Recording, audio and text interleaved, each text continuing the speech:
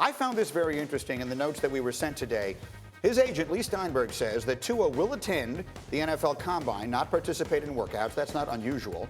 Instead, he gave two possibilities for a throwing session that Tagovailoa plans to hold. Alabama's pro day in March or a separate pro day sometime before the draft, depending on his health. Now, Laura, you have been following this closely. You were there with him. Does this coincide with the information you have relative to his health? And what do you expect how much do you expect him to be able to do before teams have to make this decision? Well, I saw him 10 days ago now when he made his announcement, and he was walking around quite well there at the Alabama facility. Now, walking's one thing. Actually playing and being able to throw, with some force is another thing. He thinks that by the time they get to February, early February, which we're getting closer and closer to, he should be able to start doing more of those athletic activities. And that's sort of as much as he can handle. They were able to confirm that the hip is healing the way that they want it to be healed, which is making sure that you're not going to re-injure that hip. So everybody, including NFL doctors at Alabama, brought in to say, hey, what would you say about this hip to NFL teams? They feel comfortable with the progress. It's just not quite where they can test it yet, but that happens and should be right on track to happen in early February. So that's where you say, all right, after that, the timeline makes a lot of sense for him to be able to do this activity before the draft. Yeah, and I think this is the story, right, of this player leading up to the NFL draft. How healthy is he? There were already, if there were concerns about Tua prior to this latest injury, it was the injury history, right? Is this a player who has had trouble staying healthy to a certain extent? This obviously doesn't help with that. However, the skills are significant. This is somebody who was talked about as being the #1 overall pick as recently as September. So there are teams that would fall in love, but they have to be convinced he's okay medically. When are you going to get him, right? When can he play?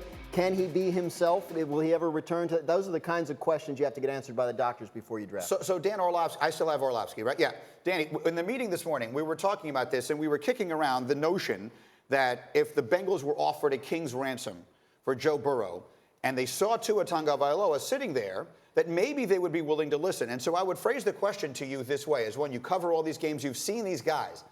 If the injuries were not the concern, do you think more NFL teams would prefer Tua Tagovailoa or Joe Burrow?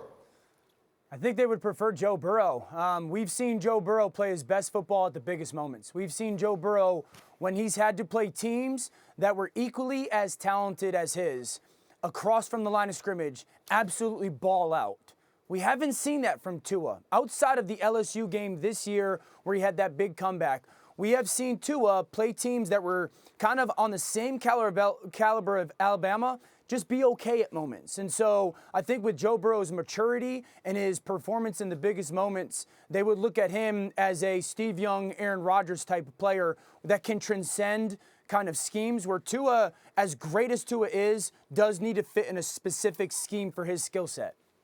Yeah, I think that's a bit of a stretch. I assume that you mean that he has to perform within the scheme, but I think Tua can play in multiple schemes. But I do think that something has to be said for Tua's longevity, I guess. And Joe Burrow has had one season and played well towards the end of last season. Like, Tua's been doing this for longer. And again, if you're putting injuries out of it altogether, I find it hard to believe that more NFL teams would kind of lean away from the recency bias and lean towards the guy who's done it longer at bigger situations. Dom, I actually think Tua is a perfect fit in Carolina now with Joe Brady. It's a perfect fit for his skill set, spread football, put matchups on the field, allow Tua to run the line of scrimmage. That's exactly what Joe Brady did at LSU. It's a perfect fit in Carolina if he falls to 7. Okay, so Mark, I'm going off script here, but Dan, would you be willing, with the injury, now we're putting the injury back in it. Yeah.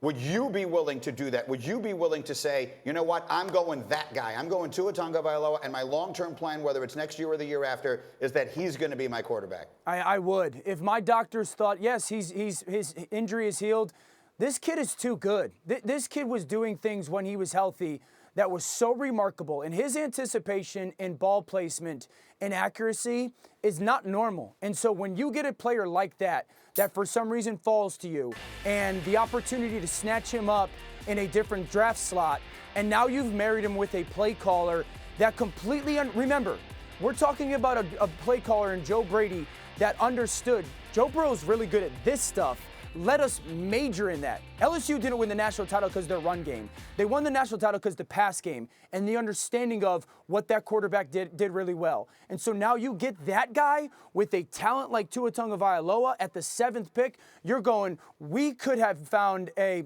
perfect match and a steal here that is going to set us up for a dozen years of big-time offensive football. I would absolutely feel comfortable in that. You also had the security blanket in Carolina of Christian McCaffrey. So what a dynamic playmaker that you would be pairing up there. And one other thing about all of this is the fact that if they kept Cam Newton there for a little bit longer, that would buy Tua the time. I've said this so many times, I think everyone agrees with this.